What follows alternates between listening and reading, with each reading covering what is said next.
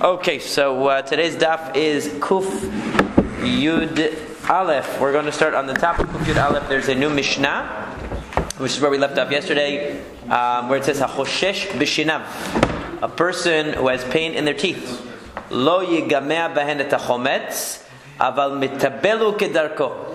It says, now this is still on the same subject of Refu'ah b'Shabbat, not using medicinal remedies on Shabbat, lest one come to prepare medicines through grinding or another method that's not acceptable on Shabbat. So one cannot do something which is outwardly and obviously an act of Refu'ah. So it says that if somebody has pain in their teeth, they can't swallow vinegar, because I guess they would use it as sort of a mouthwash. They would put it in their mouth, and that would heal the pain in the teeth. Aval mitabelu kedarko, which means you can dip your bread in vinegar and eat it, and that will have the same effect. Basically, you're eating some bread with vinegar. You're eating vinegar as part of your meal, so it's not overt. You're not overtly using it as a medicine. So that's acceptable. So the Mishnah says, and if he gets healed by it, he gets healed by it. In other words, we don't have anything against the person getting the benefit of the vinegar on his teeth. Our only concern is that he shouldn't do something which is overtly medicinal. So if he does it through eating, it's okay. Somebody who has pain in their loins, he shouldn't put wine or vinegar. He shouldn't anoint himself with wine or vinegar as a type of an ointment. So according to the Bach on the side, it says, right, okay, but he can put oil on his body. Why? Because oil is something that you'll anoint your body with even if you're not in pain. Some people will just put on lotion or oil as a pleasure. So putting on wine or chometz or vinegar is something that you would only do for medicinal purposes. You're not allowed to do it. However, if you're going to put oil on, it's okay. Velo shemen vered, and the same is true. You cannot use shemen vered. Shemen vered is rose oil. Okay, I don't know if that's the same thing as rose water, but I don't think so. Because I think that's a meveradim, they usually call that. So rose oil, right? So oil that's derived from roses you can't use, because apparently that was something which was very expensive, Rashi says, and because it was so expensive, a person would only use it if they needed it for medical purposes. They wouldn't use it for any other purpose. So right, b'nei melachim sachin shemen vered al makotehen. However, princes are allowed to put the rose oil on their wounds, because they would use rose oil all the time, because for them it's cheap. Right, exactly. They can afford it. Because they would do this even during the weekday. In other words, they would use it all the time. Even when they didn't have any pain, they would just put this rose oil on, because for them, money is no object. But for a person who money is an object, they have to distinguish between what they would normally use and what they would only use in a case of medical need. And since for the average person, such an expensive ointment would only be used for medical need, they can't use it on Shabbat. It's too obvious that it's for medicine. Rabbi Shimon Omer, Kol Yisrael b'nei melachim. Rabbi Shimon gives us the very inspiring view that no, all of Israel, we're all princes, and since we're all princes and we're all nobility, therefore we can follow the practice of the nobility and we can use the rose oil as well. According to Rabbi Shimon, we don't have to, there's no class distinction here. We say that everybody is equal in the Jewish people, and therefore if princes are allowed to use it, the rest of us are allowed to use it too, according to Rabbi Shimon. The Gemara says, Ramile Rav Acha Aricha Tehu Rav Acha Bar Papat. Rav Acha Aricha, which literally means the tall Rav Acha, who was also known, whose real name was Rav Acha Bar Papa, Rabbi Abahu, he raised the following contradiction. Tenan, it says, it says in the Mishnah that a person who has pain in their teeth shouldn't drink vinegar, which implies that vinegar is good for the teeth because it's medicinal. But it says in Mishlei that when it's describing the lazy person critically and saying that the one who sends a lazy person on an errand, it's like vinegar to the teeth. That sounds like vinegar to the teeth is something bad, not something good. So you don't want vinegar on your teeth. So why would you use vinegar on your teeth? Lo kashen, no problem. Habikua de peri. Ha bechala. There's a difference, because there's two kinds of vinegar. There's vinegar that comes from spoiled fruit juices, okay, or not necessarily spoiled, but unripe fruit. So, like Rashi says, yain shalonit bashil kol torko. If you have wine that ba'anavav kashel shinaim, so you have wine that was from unripe grapes. So it wasn't in normal vinegar that they used in the Talmudic times. Was from fully wine that was good that went, that was left to over ferment or whatever, that became vinegar. This is from grape juice that basically was squeezed out of unripe grapes, so it was inferior quality, and then it became vinegar. So that is not good for your teeth. But regular vinegar apparently is good for your teeth. Another possibility, both the pasuk and the Mishnah are talking about vinegar, but that basically if a person has, it depends. If you're sick and you take vinegar in your mouth, it will heal the wound. But if you are not sick, in other words, if you don't have a pain in your teeth or a wound in your mouth, then taking this will harm you. It's going to loosen your teeth and cause them to fall out or something like that. Okay? Well, it shrinks the gum, thus loosening. Right, it's going to loosen your teeth and cause your teeth to fall out. So the point is that certain medicines, if you take them when you're ill, they're good for you. You take them when you're well, they're bad for you. And this is an example. It's a good thing for the gum. Causing them to recede. That's the best thing to do. It's like you want the gum to shrink. But you don't want it to recede. But I guess so. Yeah. So but the idea here is that certain that what it might mean is, in other words, the Mishnah is talking about a person who has actual pain in their mouth, so therefore they're using this as a medicinal treatment. Whereas the person who doesn't have any problem in their mouth, that person who takes it, it's going to cause them harm. That's what Mishlei is talking about. So it says the person should not swallow or should not gargle or whatever you want to say with this with vinegar. So Vatanya, but it says in the Braita, it says that you can't put it in your mouth and swish it around and spit it out, but you're allowed to swallow it. So why does our Mishnah say you can't swish it around at all, even if you swallow it? So Amar Abai says, that's exactly what the Mishnah means. The Mishnah means you can't swish it around in your mouth as like a mouthwash and then spit it out. But you're allowed to swallow it. Rava says, maybe our Mishnah means that you can't even swish it around and swallow it. But it depends. Before the meal, when you haven't finished eating yet, you can swish it around in your mouth and swallow it. But after the meal, when you're done eating, it's obvious that the only reason you're swishing around and swallowing this vinegar is for medicine, for medical reasons. So you're not allowed to do it. So before the meal, when you're still eating, you can do it. But afterwards, you can't. But shouldn't we say that since you're allowed to do this before the meal, you should be allowed to do it afterwards? How can we make a distinction? Because in general, Rava subscribes to the principle of ho'il, which is we try not to make excessive distinctions. We try not to make distinctions that are unnecessary if we're able to make a blanket universal rule. Because Rava says,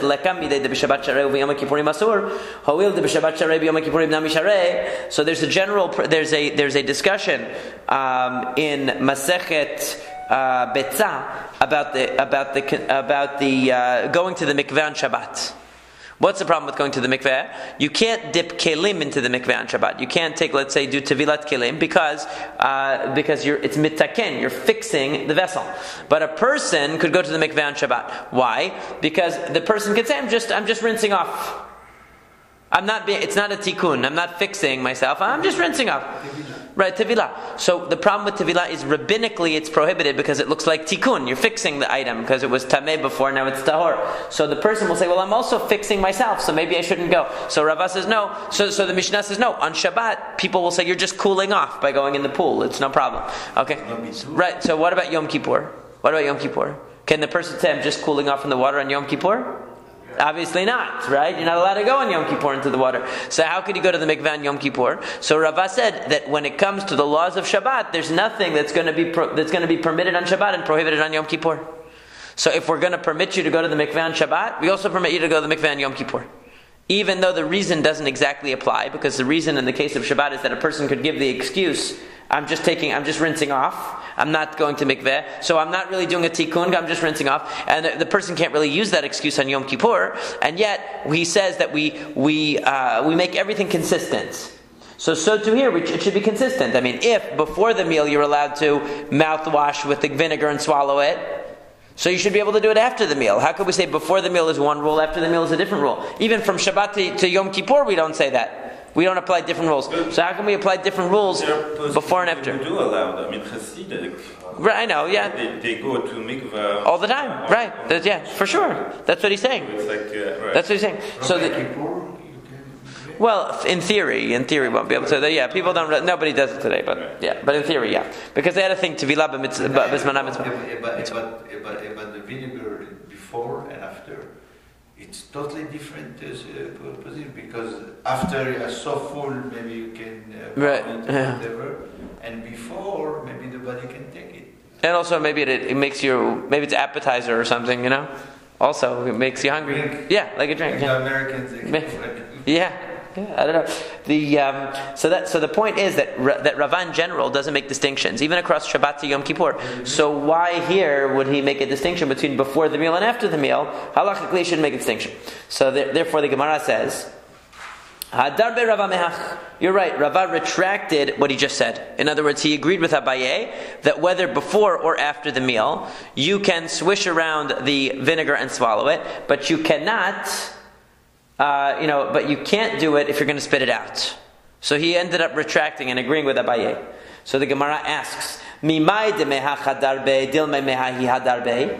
How do you know that he retracted his position regarding vinegar on Shabbat? Maybe he retracted his position about Yom Kippur. In other words, maybe he decided that, no, we do make distinctions. And the reason that you're allowed to go to the mikveh on Shabbat doesn't really apply to Yom Kippur. And so too, the reason why you're allowed to swallow vinegar before the meal doesn't apply to after the meal. Maybe he changed his position that way. So the Gemara says, no, don't think so, because because there's a baraita that explicitly says that on Yom Kippur you're allowed to go to the mikveh if there's a halachic requirement to do so. So therefore Rava can't have retracted that position, because that's not his position to retract. It's in the baraita. So therefore, when we see that he retracted a position here, he retracted the position about vinegar, and therefore the halacha is, both according to Abaye and according to Rava, that before or after the meal doesn't make a difference. You can swallow vinegar, but you can't swish it around and spit it out, because then it's obvious that you're doing it for medicinal purposes. The Gemara goes on, HaChoshesh b'motnav, we said that if somebody has pain in their loins, they can apply rose oil, and Rabbi Shimon says that only applies to, the Tanna Kama said that only applies to princes. Rabbi Shimon said anybody can be a prince and apply it. So, Amar Rabbi Abba bar Zavda, Amar Rav, Rabbi Abba bar Zavda said in the name of Rav, halachak Rabbi Shimon, the law follows Rabbi Shimon. Meaning that everyone, we're all Bnei Melachim, we're all princes, and therefore we can all apply rose oil, even though we're not wealthy, and even though it's something that's so expensive that normally we would only apply it, for medicinal purposes. Rabbi Shimon says we can all do it. How does this halacha apply to mouthwash? I don't think mouthwash is really considered medicinal. It's just cleaning. I guess if it were a medical one. Listerine is... People do it routinely, though, every day. They don't do it only when they have like a makan, do they? Yes and no. It depends on the situation. Dentists will prescribe actually mouthwashes which are stronger than skull. Maybe that would probably be an issue. But definitely. That could be an issue. I'm saying that the daily ones that people use are probably just the daily. You would say that you do it no matter what. It's not really medicinal, but something special would be different. Because the halacha brought down in the Shulchan Aruch is that this vinegar wishing. Right, the swishing is not to spit it out is not allowed. Right. But most people use it for bad breath. Most people do it. Most people do it every day anyway. If they do it. People who've had periodontal surgery. The dentist prescribe. They prescribe stronger ones. Okay. Yeah. So that would be something. Yeah. So, but that might also fall in the general principle that we say that an ongoing treatment. You don't really break a day of the ongoing treatment. Okay. That's an interesting question though. So remember the Rav Rabbi Shimon. The implication here is that Rav follows the halacha of Rabbi Shimon, because he's endorsing Rabbi Shimon's opinion that everybody can apply rose oil.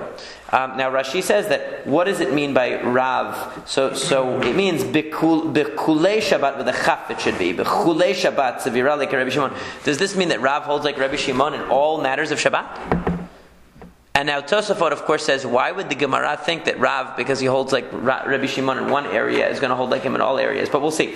Let's follow Rashi for a second, and then we'll see what the problem is with interpreting it this way.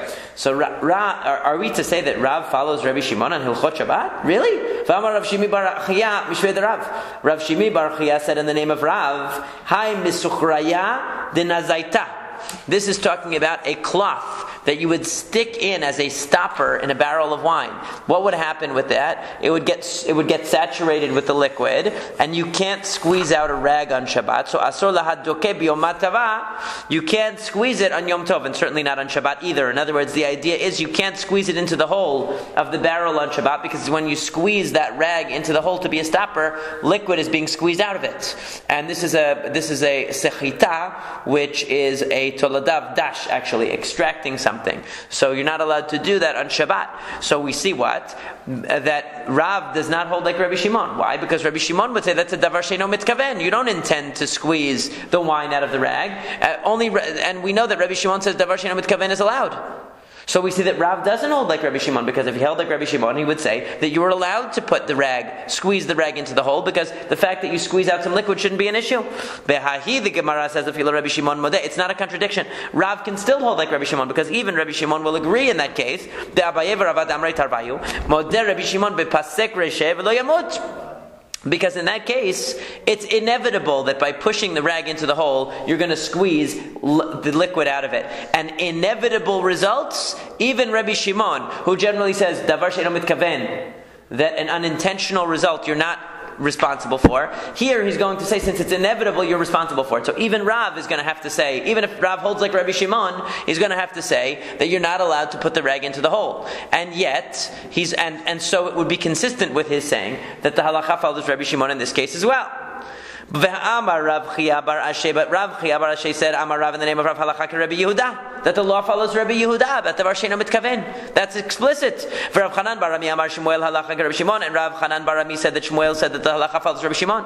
For Rav Chia bar Ravin matnela belag gavrei, and actually Rav Chia bar Ravin had a version that was directly, it wasn't somebody saying it in the name of Rav, in the name of Shmuel, but actually just said Rav Amar Halacha Rabbi Yehuda, Shmuel Amar Halacha Rabbi Shimon. In other words, that Rav explicitly endorses the view of Rabbi Yehuda with regard to davar she'eino mitkaven, which means that in davar she'eino mitkaven, the case of doing something where there's an unintentional but not inevitable result, such as dragging something along the ground where it might make a hole but it might not.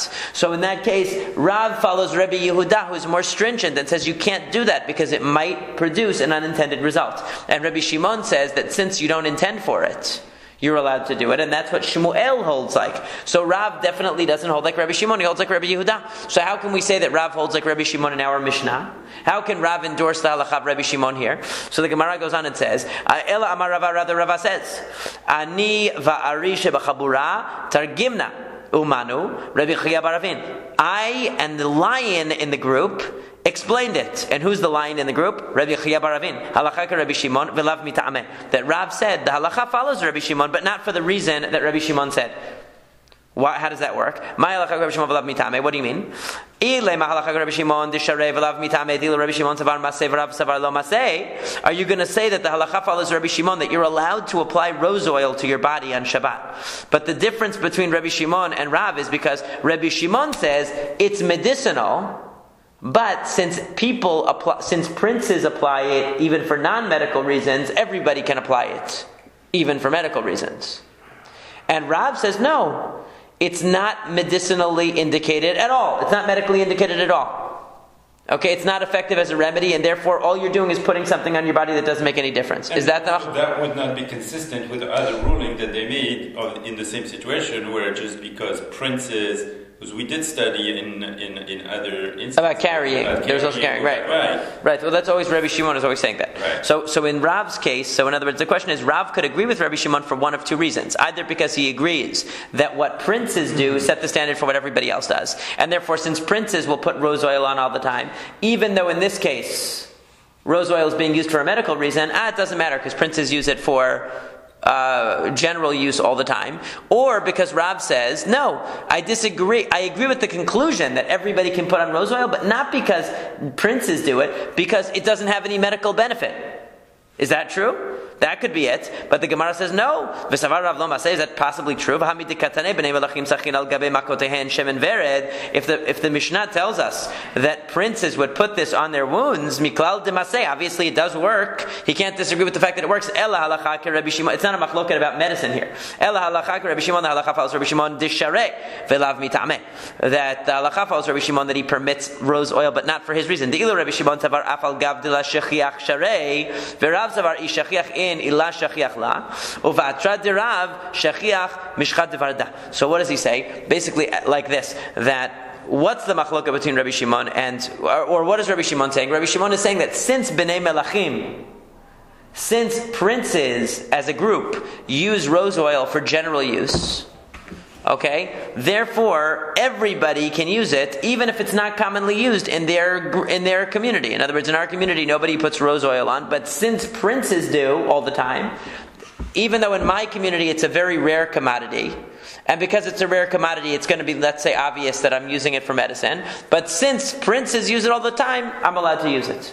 Rav says no, only in a place where rose oil is abundant. In other words, as Rashi explains on the side, shemen vered b'mkomo shel zeh hasach mimenu v'damav yikarin, that where it's not common, and therefore it's very expensive, you can't use it, Rav says. V'hakol yod'in she'eno sachol l'refuah, because everybody knows that he's doing it for healing. So Sharei, Rabbi Shimon says that it's still allowed. Rabbi Yehuda oser, and Rabbi Yehuda is going to say that you're not allowed to. In other words, that's the machloket in our Mishnah. The machloket in our Mishnah is, since it's very expensive and it's a rare commodity, it's obvious that you're doing it for medicinal reasons. Rabbi Yehuda says, therefore you can't use it. Rabbi Shimon says you can't. And Rav comes along and says, Rav Namiki Rabbi Yehuda Savirale, and actually Rav holds like Rabbi Yehuda. I'm reading from Rashi here. Rav actually holds like Rabbi Yehuda. However,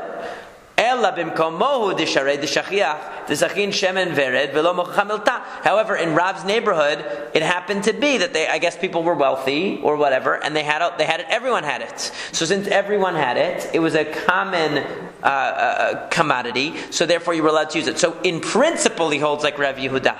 In principle, he holds like Rabbi Yehuda that something which would be rare and only is available in small quantities and is very expensive, and therefore you're only using it for medical reasons, wouldn't be allowed to be used.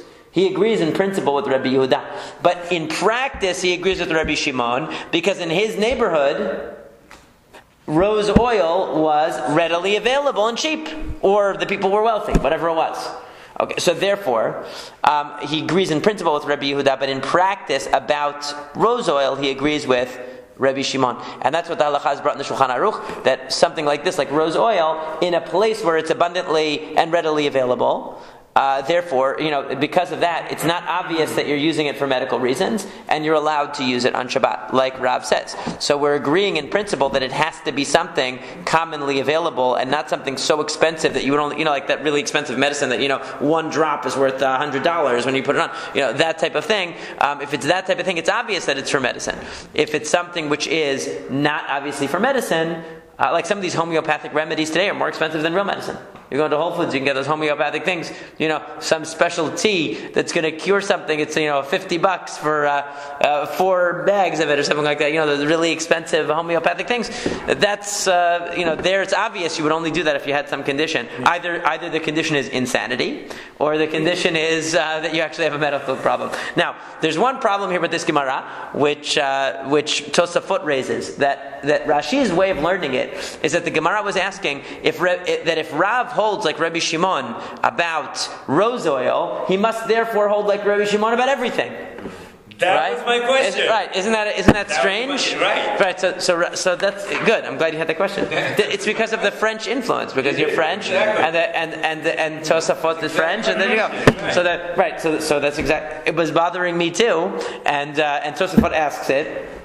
And he wants to say that, so Rabbeinu Tam gives an answer, that the interpretation, that the reason why the Gemara questioned Rav's allegiance to Rabbi Shimon is not because if you hold like Rabbi Shimon about one thing, you have to hold like Rabbi Shimon in all things. It's not because of that, Rabbeinu Tam says. He says, but the reason is because I'll read it to you, that v'nir ela Rabbeinu Tam the mashmal le de tamad Rabbi Shimon b'matnitin mishum de sharei davar she'en mitkaven, because the assumption of the Gemara must have been that Rabbi Shimon's reason for leniency was because of davar she'en mitkaven, because the person is not intending for healing.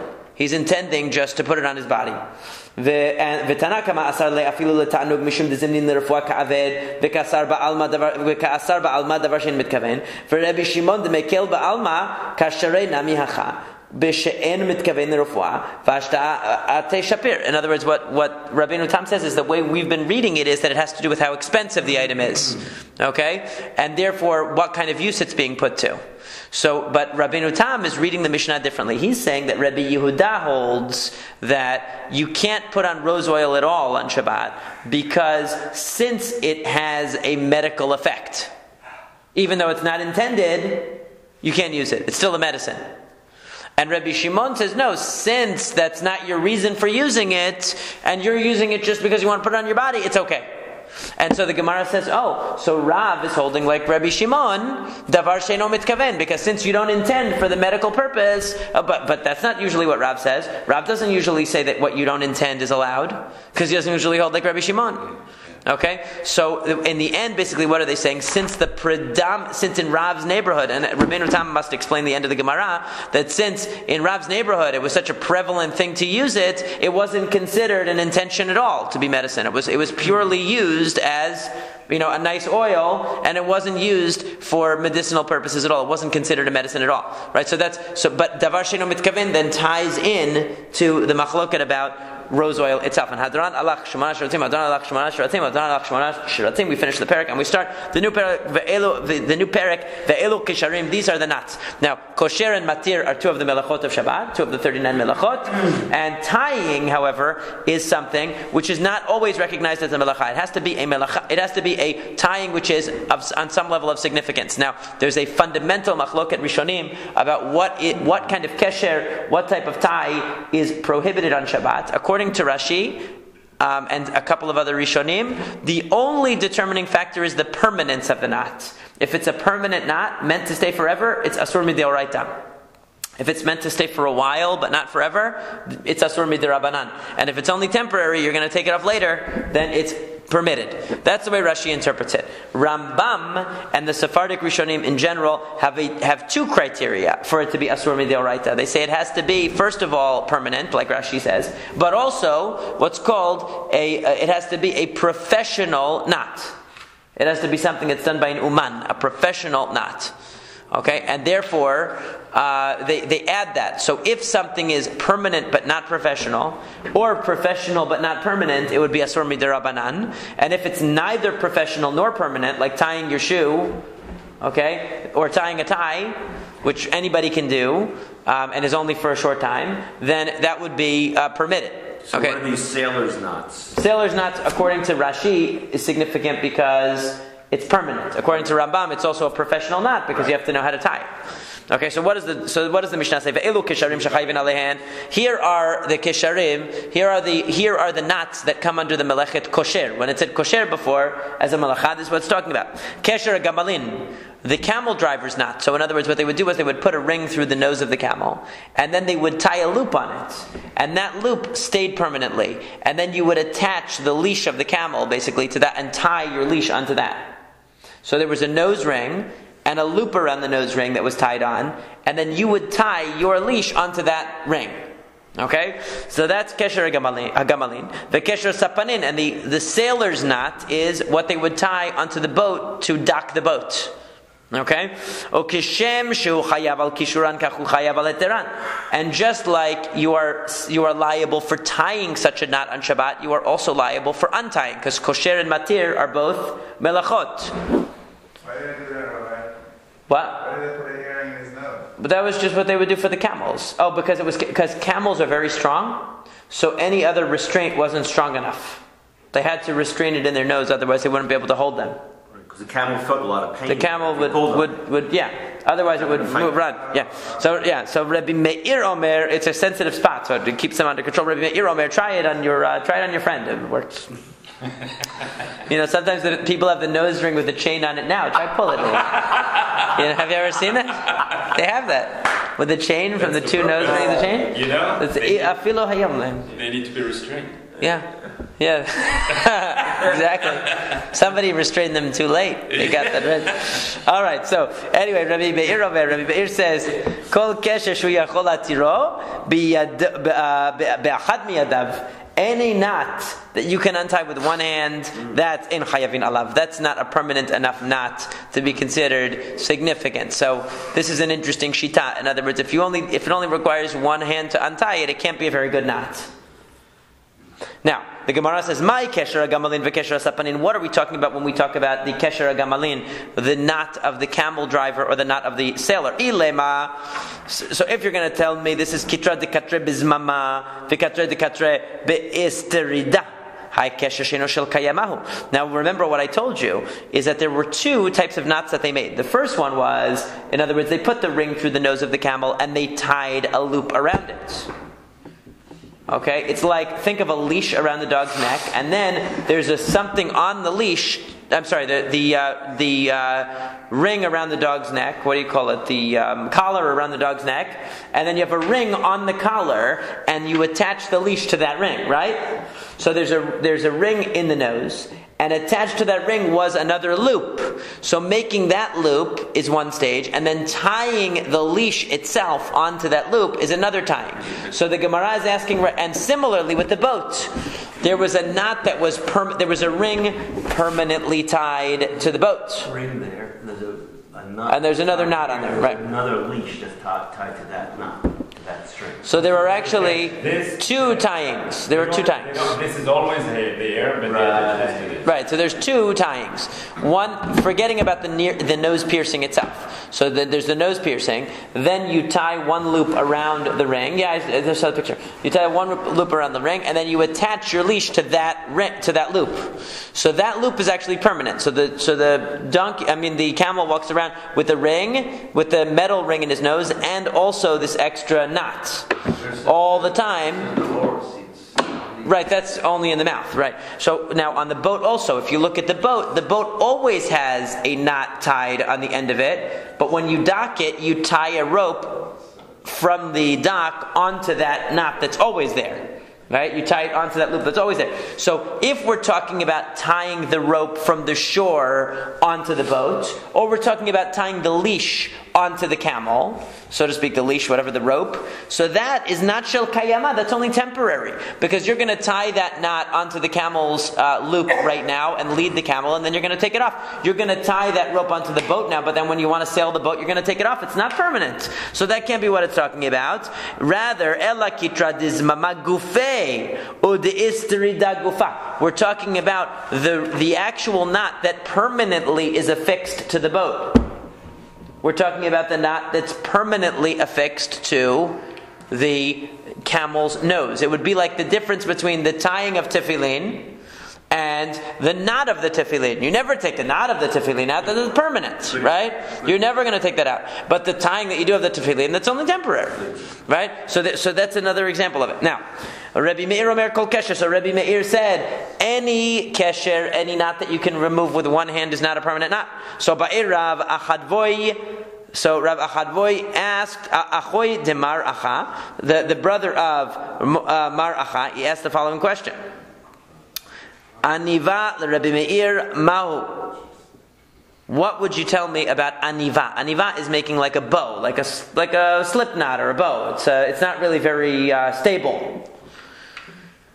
So what would he say about that? So Ta'amei de Rabbi Meir mishum diachol lahatiro biachat miyadavu v'hanami yachol lahatiro. So a slip knot or a bow, for sure, you can undo it with one hand.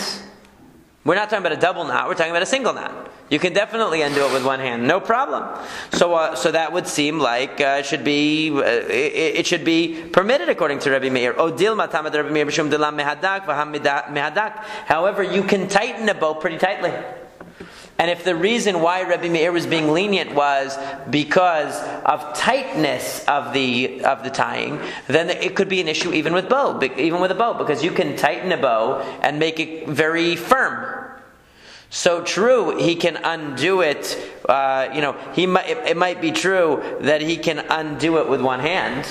But in other words, is saying undoing it with one hand, is that just sort of a euphemism for it being loose? And in the case of a bow, it's not necessarily loose because you can pull it tight. Or does he literally mean anything you can undo with one hand is not a knot? So the Gemara says, Teku, we don't really know the answer according to Rebbe Meir. whether he was referring to the tightness of the knot or the structure of the knot, you could say. So the structure of a bow knot is definitely allows itself to be undone with one hand. But the tightness could be very tight. So the question is, what did Rabbi Meir mean? And honestly, we don't know, and he's not around for us to ask him, so we lay the rest. I have a question. Yeah, yes. I have a question, like for the laces. Okay, so here, right here, I have a double knot in here. Right. Which means I can't do it with one hand. But once I open this, then I can open it with That's one yeah. hand. Well, so that one knot is what he's talking about. That's what the Gemara is talking about. So this is no problem. Right. That is called aniva. That's not a problem. Right. But if I do this, that's a problem. Now like the Mishnah Berurah says, double knots are an issue on shoes. I mean, it's there's a difference of opinion among the poskim whether we really consider a double knot to be right. But most, if you look in most Sifrei Halacha, if you look in most Hilchot Shabbat books, it's going to tell you can't do a double knot on Shabbat on your shoes. Okay, so Because it's too tight, because it's too permanent. We don't even follow Rabbi Meir, but it's still considered to be asur midrabanan, probably. I mean, it's not, according to the Rambam, it's definitely not asur midoraita because it's not a professional knot. Right. Even according to Rashi, it's not permanent forever. It's only temporary, but it's still firm enough that it could last a couple days. You don't have to untie it every time you can slip your feet in and out of the shoe. Right. So now the Gemara says, Yesh lecha ksharim, there are certain kesharin she'en hayavin alehen, that kakesher gamalin or kakesher sapanin.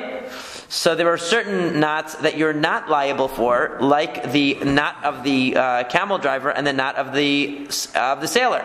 So this is a little bit of a vague phrase. We're going to see what this phrase means in a minute. But kosheret isha miftach chaluka. A woman can tie her blouse. In other words, they would have a blouse that you tie on top. So she's allowed to do that. Or if she has in her hair certain things that she ties on her head, she's allowed to tie that because again it's only temporary. Vishel piskaya, and a belt that ties, you're allowed to tie it. Urutzot min al v'sandal, and if you have the strap of a shoe or a sandal, you're allowed to loop it on, because you would tie it on one end. And vinodot yain v'shemen ukdera shel basar, and you can tie. They would have like bags of wine or oil. They would carry it in pouches. So you're allowed to tie the top of them, of those pouches, or sometimes they would tie a cloth over the pot of food, I guess either to keep it, I don't know if it would be to keep it warm or just to prevent things from falling into it, whatever the reason was, they would tie something on top. Rabbi Elazar ben Azariah Omer, koshrin lefnei behema b'shvil shelo tetzeh. Rabbi Elazar ben Azariah, who is that actually? Who is that? Rabbi Eliezer ben Yaakov, probably, right? Rabbi Eliezer ben Yaakov says Rabbi Eliezer ben Yaakov says that you can tie a rope in front of an animal so that it can't get out. Okay, in other words, if you want to tie something across, let's say across its door. The horses, Yeah, sometimes they have like a thing across it. So that's it's saying you can tie that on Shabbat. We'll see more about that later on. So right now we have to understand the Gemara because understand the basics of the Mishnah here, because Hagufa Kasher, there's an intrinsic contradiction, because Amrat yesh kesharin shein chayivin alein kekesher gamalinu kekesher sapanin chiyuvahu deleka ha'isura ika, because when in the opening statement of the Mishnah it says there are certain kesharim, there are certain knots which you are not liable for. Not liable usually means you still can't do it. But then the Mishnah goes on to say that you're allowed to do it. So which is it? Is it something that you're not allowed to do but you're not liable for, or is it something you're allowed to do? So what does the Mishnah mean? Yesh kisharin shein chayavin alehen kekesher gamalinu kekesher sapanin umaynihu kitra dekitare bizmama v'kitra dekitare beistrida chiyuvahu deleka ha'isra ika v'yesh mutarin lecha techila umaynihu kosheret mifteche chaluka. So basically what the Gemara says is there are three levels here. The first level is what we talked about in the first Mishnah, which is that permanent knot that goes in the camel's nose, that's never removed. That is asur midoraita. That you would be liable for, tying or untying it. Or the knot that permanently stays on the boat. That knot that you're going to attach and detach the rope from. That is asur midoraita to tie it, because it's permanent and it's also professional, and tying or untying is no good. However, the knot that you tie from the dock to the boat, right, when you take the rope from the edge of the dock and you tie it on there, or that you tie from the leash or whatever, the rope that you tie to the camel to lead it, that's asur mid'Rabbanan. Okay, because it's a long-lasting knot, or because it's a professional knot, but it's not a permanent, it's not a fully permanent knot. According to Rashi, the reason is because it's not fully permanent, because it's only temporary. It's for long term, but not permanent. And the third category is knots that are not even permanent, not even for a long term. Rashi's way of dividing it, because Rashi only looks at the permanence of knots, is he says there's totally permanent, there's for a long time but not permanent, and there's temporary. That's how Rashi divides it. Right, it's temporary. Whereas Rambam divides it in three categories differently. He says there's permanent and professional.